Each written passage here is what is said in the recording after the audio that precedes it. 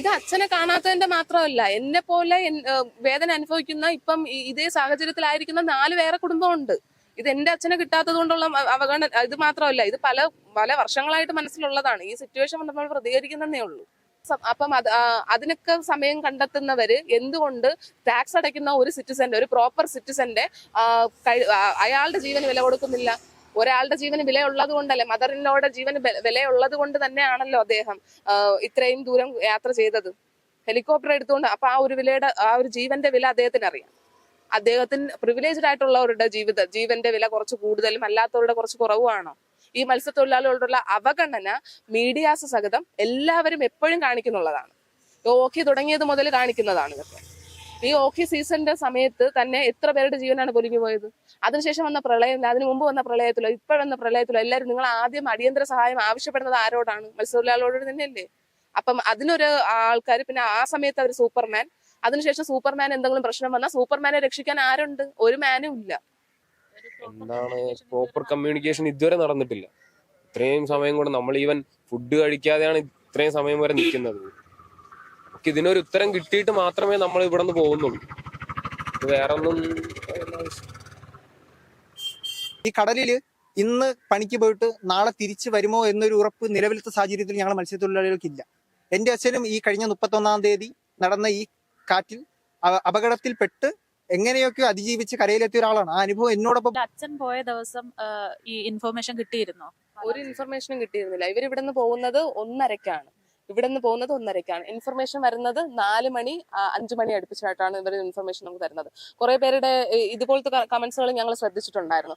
Information തന്നിട്ടല്ലേ അവർ കയറി പോയതെന്ന്. Information തന്നിട്ടല്ല ഞങ്ങൾ കയറി പോയത്. ഇൻഫർമേഷൻ തന്നിട്ടുണ്ടെങ്കിൽ ഞങ്ങൾ അങ്ങനെ പോകത്തില്ല. ഇൻഫർമേഷൻ തന്നാലും നമ്മുടെ പള്ളിയിൽ അത് വിളിച്ച് പറയും. പള്ളിയിൽ വിളിച്ച് പറഞ്ഞാൽ ഒരു മത്സ്യത്തൊഴിലാളിയും കടലിൽ ഇറങ്ങത്തില്ല. ഇന്ന് കടലിൽ ഇറങ്ങിയിട്ടുണ്ടെങ്കിൽ ഇൻഫർമേഷൻ കിട്ടിയിട്ടില്ല. അത് തന്നെയാണ് അവിടെ അതിന്റെ അകത്ത് കടലിന്റെ ആഴക്കടലിൽ ചെന്നിട്ട് ഇൻഫർമേഷൻ കിട്ടിയിട്ട് ആർക്ക് കൊടുക്കാനാ? അവരിങ്ങോട്ട് തിരിച്ചു വരാനായിട്ട് സമയമുണ്ടോ? അവർക്ക് റേഞ്ച് കിട്ടുമോ? ഇതൊക്കെ ചെയ്തും അതെ അതെ ഇവരുടെ രാവിലെ വന്നപ്പോഴത്തേക്ക് ഇവർ പറഞ്ഞ കാര്യം ഇത് തന്നെയാണ്. ഞങ്ങൾക്ക് കുറെ ലിമിറ്റേഷൻസ്, ഞങ്ങൾക്ക് ഇത്രയല്ലേ ചെയ്യാൻ പറ്റും, ഞങ്ങൾക്ക് വെള്ളം ഇറക്കാനേ പറ്റും, ഞങ്ങളുടെ സ്വന്തം കാശിലാണ് ഡീസൽ ഇറക്കുന്നത്. എവിടെ സ്വന്തം കാശ്? 1.5 ലക്ഷം രൂപ ഡീസൽ ഇറക്കിയിട്ട് ഇവര് സ്വന്തം കാശിൽ കൊടുക്കുവോ? അതൊക്കെ പറയുന്നത് തന്നെ. ഇവിടുത്തെ AD 1.5 ലക്ഷം രൂപ കൊടുത്തിട്ടാണ് ഡീസൽ ഇറക്കിയാണ് ഇന്ന് സെർച്ചിന് പോയെന്നാണ് പറഞ്ഞിരിക്കുന്നത്. ഇതെന്ത് സിസ്റ്റമാണ്? അപ്പൊ CM-നോടൊക്കെ ഇതൊക്കെയാണ് ചോദിക്കാനുള്ളത്. നിങ്ങളെ ഒരു അപകടം വന്ന് കഴിഞ്ഞതിന് ശേഷം, ഒരാൾക്ക് വിശക്കുമ്പോഴേ നമ്മൾ ചോറ് കൊടുക്കാൻ പറ്റത്തുള്ളൂ. ഒരു അപകടം വന്ന് കഴിഞ്ഞതിന് ശേഷം വർഷങ്ങളും ദിവസങ്ങളും മാസങ്ങളും ഒക്കെ കഴിഞ്ഞിട്ട് നിങ്ങളെ പോയി റെസ്ക്യൂ ചെയ്തിട്ട് ഒരു കാര്യവും ഇല്ല. മകളാണല്ലേ? അതെ. പപ്പ പോയിട്ട് 5 ദിവസമായി. ഇന്ന് 5-ാമത്തെ ദിവസമാണ്. പക്ഷെ ഇതുവരെ തിരിച്ചു വന്നിട്ടില്ല. അപ്പം ഇതിനു വേണ്ടിയിട്ടുള്ള തീരുമാനങ്ങളും നടപടികളും എടുക്കേണ്ടവരെല്ലാരും ഒരു പ്രവർത്തനവും ചെയ്യാതെയാണ് ഇരിക്കുന്നത്. അപ്പം 18 മുതൽ 20 നോട്ടിക്കൽ മൈൽ അപ്പുറത്താണ് അവർക്ക് ഈ ആക്സിഡന്റ് ഉണ്ടാകുന്നത് 1-ാം തീയതി രാവിലെ 1:30യോടുകൂടി. പക്ഷെ ഇതുവരെയും അതിനു വേണ്ടിയിട്ടുള്ള റിപ്ലൈയോ അല്ലെങ്കിൽ ഒരാളുടെ ജീവൻ ഇപ്പൊ വെള്ളത്തിൽ കിടക്കുകയാണ്. അപ്പം അതിനു വേണ്ടിയിട്ടുള്ള ഒരു നടപടികളോ ഒന്നും ആരും എടുക്കുന്നില്ല എന്ന് മാത്രമല്ല, നമ്മളിവിടെ വരുമ്പോഴത്തേക്കും പലരുടെയും പുറകെ പോകേണ്ടി വരുന്നുണ്ട്. ആദ്യം AD എന്ന് പറയുന്നു, പിന്നെ DD എന്ന് പറയുന്നു, collector, assistant collector, sub collector, ഇവരെല്ലാവരെയും വിളിക്കേണ്ടി വന്നാൽ പോലും റിപ്ലൈ ഇല്ല. ആരുടെ കയ്യിലും റിപ്ലൈ ഇല്ല. നമുക്കിവിടെ 2 വള്ളം കൊണ്ടുപോയിട്ട് ഇന്നും രാവിലെ ഇവിടെ വരാൻ വേണ്ടിയിട്ട് പറഞ്ഞത് നെയ്ബേഴ്സ് അടങ്ങുന്ന 2 പേര് ഇവർ വരാനായിട്ട് പറഞ്ഞിട്ടുണ്ടായിരുന്നു. അങ്ങനെ വരാനായിട്ട് പറഞ്ഞിട്ടുണ്ടെങ്കിലും ഇത് കറക്റ്റ് 7:30 ആകുമ്പോഴത്തേക്കും ഇവര് നമ്മളിവിടെ നിന്ന് പോകാൻ വേണ്ടിയിട്ട് പറഞ്ഞിട്ടുണ്ടായിരുന്നു. പക്ഷെ ബോട്ട് എടുത്തത് 9 മണി കഴിഞ്ഞിട്ടാണ്, 9:30 കഴിഞ്ഞിട്ടാണ്. അപ്പം ഇവരുടെ ആ ഒരു സീരിയസ്നെസ് നമുക്ക് അതിൽ നിന്ന് തന്നെ മനസ്സിലാക്കാൻ പറ്റും. അത് മാത്രമല്ല, ഇവരവരുടെ ഡ്യൂട്ടി ചെയ്യുന്ന രീതിയിൽ കുറെ ചെയ്യുന്നുണ്ട്. അല്ലാതെ സിൻസിയർ ആയിട്ടുള്ള അറ്റംപ്റ്റ് ഉണ്ടോ എന്ന് ചോദിച്ചാൽ നോ എന്നുള്ള മറുപടി മാത്രമേ നമുക്ക് പറയാനുള്ളൂ. അത് മാത്രമല്ല, അങ്ങനെ തോന്നാൻ കാരണം, അതായത് ഇവര് ഈ മന്ദഗതിയിലാണ് തിരച്ചിൽ നടത്തുന്നതെന്ന്. 5 ദിവസമായിട്ടും 4 പേര് പോയവരെ മറ്റുള്ളവരാണ് ഹെൽപ്പ് ചെയ്തിട്ട് അവരാണ് കൊണ്ടുവന്നത്. ഈ കോസ്റ്റ് ഗാർഡോ അല്ലെങ്കിൽ ഓഫീസേഴ്സോ അല്ല ഈ 4 പേരെയും രക്ഷപ്പെടുത്തിയത്. അത് നോട്ടഡ് പോയിന്റ് ആണ്. ആൻഡ് ഈ ഒരാളെ കാണാതായിട്ട് ഇന്ന് 5-ാമത്തെ ദിവസമാണ്. ഇൻഫർമേഷൻ ചോദിക്കുന്നവരെല്ലാം പറയുന്നത് വിളിക്കും, ഇൻഫർമേഷൻ കിട്ടിയാൽ വിളിക്കും. ഇത് കോസ്റ്റ് ഗാർഡ് അടക്കം ഫിഷറീസ് ഓഫീസേഴ്സ് അടക്കം ഇവരെല്ലാരും പറയുന്നത് സെയിം ഉത്തരം തന്നെയാണ്. വേറെ ഒരു ഉത്തരം ഇവരുടെ കയ്യിൽ നിന്ന് ഇവർക്ക് നമുക്ക് തരാനായിട്ടില്ല. അപ്പം അതിൽ നിന്ന് തന്നെയാണ് പറയുന്നത്. ഓബിയസ്ലി നമുക്കത് കാണാൻ പറ്റുമല്ലോ. നിങ്ങളുടെ സിസ്റ്റം എഫിഷ്യന്റ് ആണെങ്കിൽ എന്തുകൊണ്ട് നിങ്ങൾ 2 വള്ളത്തിൽ പോയിട്ട് 5 വള്ളമോളം അവരുടെ പേഴ്സണൽ ആയിട്ടുള്ള ആൾക്കാർ, നമ്മുടെ റിലേറ്റീവ്സ് 5 വള്ളത്തോളം എടുത്തിട്ട് അവർ 23-24 നോട്ടിക്കൽ മേൽ അപ്പുറം പോയി തെരച്ചിൽ നടത്തിയിട്ട് ഇന്നലെ തിരിച്ചു വന്നവരാണ്.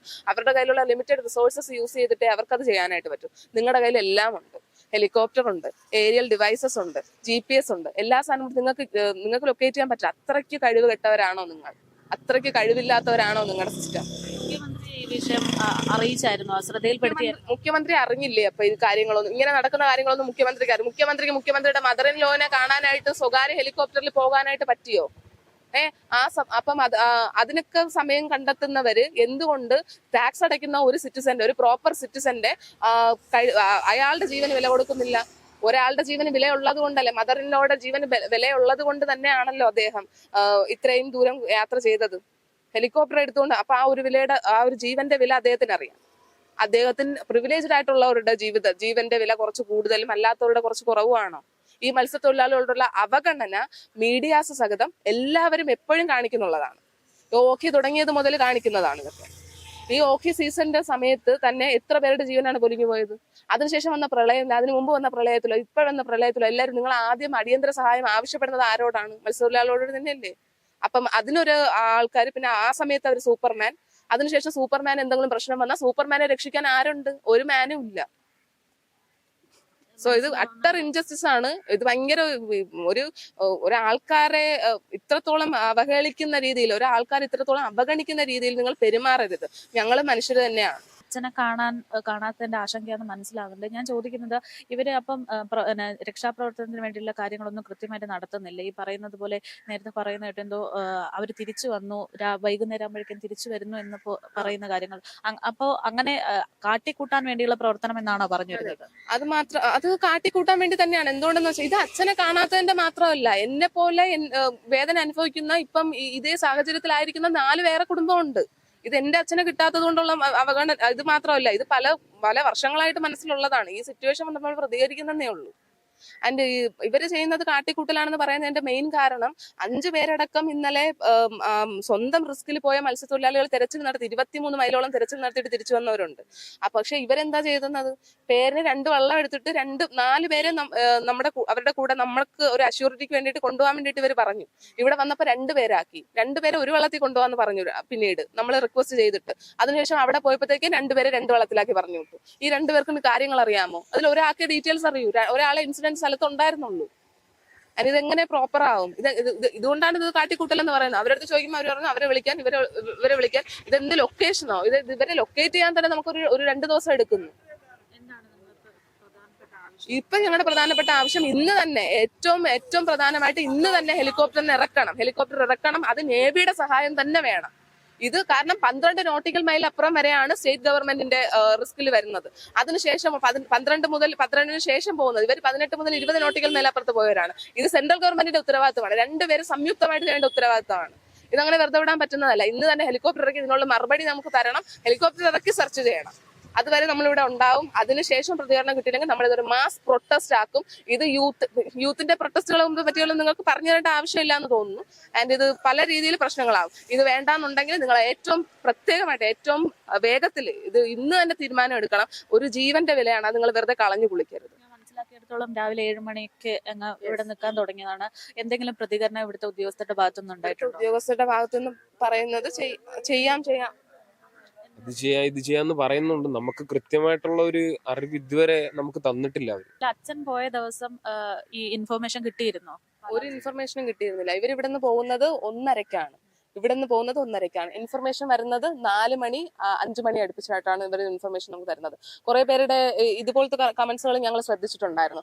ഇൻഫർമേഷൻ തന്നിട്ടല്ലേ അവർ കയറി പോയതെന്ന്. ഇൻഫർമേഷൻ തന്നിട്ടല്ല ഞങ്ങൾ കയറി പോയത്. ഇൻഫർമേഷൻ തന്നിട്ടുണ്ടെങ്കിൽ ഞങ്ങൾ അങ്ങനെ പോകത്തില്ല. ഇൻഫർമേഷൻ തന്നാലും നമ്മുടെ പള്ളിയിൽ അത് വിളിച്ച് പറയും. പള്ളിയിൽ വിളിച്ച് പറഞ്ഞാൽ ഒരു മത്സ്യത്തൊഴിലാളിയും കടലിൽ ഇറങ്ങത്തില്ല. ഇന്ന് കടലിൽ ഇറങ്ങിയിട്ടുണ്ടെങ്കിൽ ഇൻഫർമേഷൻ കിട്ടിയിട്ടില്ല. അത് തന്നെയാണ് അവിടെ അതിന്റെ അകത്ത് ആഴക്കടലിൽ ചെന്നിട്ട് ഇൻഫർമേഷൻ കിട്ടിയിട്ട് ആർക്ക് കൊടുക്കാന്? അവരിങ്ങോട്ട് തിരിച്ചു വരേണ്ട ഒരു സമയമുണ്ടോ? അവർക്ക് റേഞ്ച് കിട്ടുമോ? ഇതൊക്കെ ഇവർ ശ്രദ്ധിക്കുന്നുണ്ടോ? ഒരു ഇൻഫർമേഷൻ കിട്ടില്ല. ഇൻഫർമേഷൻ കിട്ടിയിട്ടുണ്ടെങ്കിൽ നമ്മൾ പോകത്തില്ല. അത് അങ്ങനെ തന്നെയാണ്. ഈ പറയുന്നത് പോലെ ഇതൊരു പ്രധാനപ്പെട്ട വിഷയമാണ്. അതുപോലെ തന്നെ ഇങ്ങനെ അപകടങ്ങൾ ഉണ്ടാകുക എന്ന് പറയുന്നത് നമുക്ക് നിർത്തിവെക്കാൻ പറ്റുന്ന ഒരു കാര്യമില്ല. പക്ഷെ ഇങ്ങനെ ഉണ്ടാകുന്ന അപകടങ്ങളിൽ എന്തെങ്കിലും പ്രശ്നം വന്നു കഴിഞ്ഞാൽ ഇടപെടാൻ വേണ്ടിയുള്ള ഫെസിലിറ്റീസ് ഇവിടെ ഇല്ല എന്ന് തന്നെയാണ് നിങ്ങൾ പറയുന്നത്. തീർച്ചയായും അത് ഓബ്വിയസ് അല്ലേ. അതില് ഒരു ഡൗട്ടും ഇല്ല. അത് അവര് തന്നെ പറയുന്നുണ്ട്. ഇവരുടെ അടുത്ത് രാവിലെ വന്നപ്പോഴത്തേക്കും ഇവരുടെ അടുത്ത് രാവിലെ വന്നപ്പോഴത്തേക്ക് ഇവര് പറഞ്ഞ കാര്യം ഇത് തന്നെയാണ്. ഞങ്ങൾക്ക് കുറെ ലിമിറ്റേഷൻസ്, ഞങ്ങൾക്ക് ഇത്രയല്ലേ ചെയ്യാൻ പറ്റും, ഞങ്ങൾക്ക് വെള്ളം ഇറക്കാനേ പറ്റും, ഞങ്ങളുടെ സ്വന്തം കാശിലാണ് ഡീസൽ ഇറക്കുന്നത്. എവിടെ സ്വന്തം കാശ്? 1.5 ലക്ഷം രൂപ ഡീസൽ ഇറക്കിയിട്ട് ഇവര് സ്വന്തം കാശിൽ കൊടുക്കുവോ? അതൊക്കെ പറയുന്നത് തന്നെ. ഇവിടുത്തെ AD 1.5 ലക്ഷം രൂപ കൊടുത്തിട്ടാണ് ഡീസൽ ഇറക്കിയാണ് ഇന്ന് സെർച്ചിന് പോയെന്നാണ് പറഞ്ഞിരിക്കുന്നത്. ഇതെന്ത് സിസ്റ്റമാണ്? അപ്പൊ CM-നോടൊക്കെ ഇതൊക്കെയാണ് ചോദിക്കാനുള്ളത്. നിങ്ങളെ ഒരു അപകടം വന്ന് കഴിഞ്ഞതിന് ശേഷം, ഒരാൾക്ക് വിശക്കുമ്പോഴേ നമ്മൾ ചോറ് കൊടുക്കാൻ പറ്റത്തുള്ളൂ. ഒരു അപകടം വന്ന് കഴിഞ്ഞതിന് ശേഷം വർഷങ്ങളും ദിവസങ്ങളും മാസങ്ങളും ഒക്കെ കഴിഞ്ഞിട്ട് നിങ്ങളെ പോയി റെസ്ക്യൂ ചെയ്തിട്ട് ഒരു കാര്യവും ഇല്ല, ഒരു യൂസും ഇല്ല. അങ്ങനെ ചെയ്യേണ്ട ആവശ്യവും ഇല്ല.